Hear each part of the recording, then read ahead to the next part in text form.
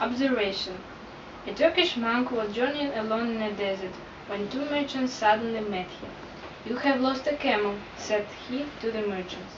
"Indeed we have," they replied. "Was he not blind in his right eye and lame in his left leg?" said the monk.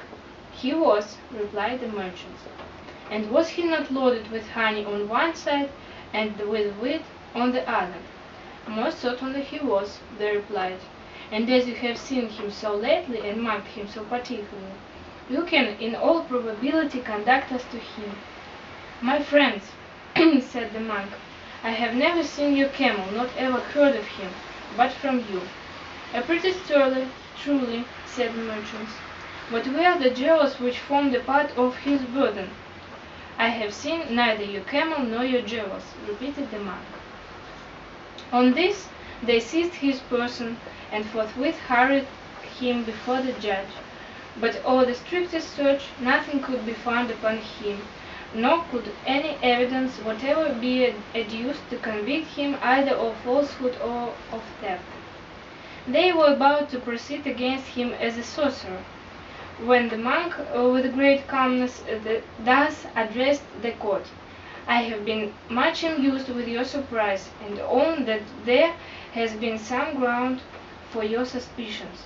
But I have lived long and alone, and I can find ample scope for observation even in a desert. I knew that I had crossed the track of a camel that had strayed from its owner, because I saw no mark of any human footstep on the same route. I knew that the animal was blind of an eye, because it had cropped the herbage only on one side of its path, and that it was lame in one leg, from the faint impression which the particular foot had produced upon the sand. I concluded that the animal had lost one tooth, because wherever it had grazed, a small tuft of herbage had been left uninjured in the center of its bite. As to that which formed the burden of the beast, the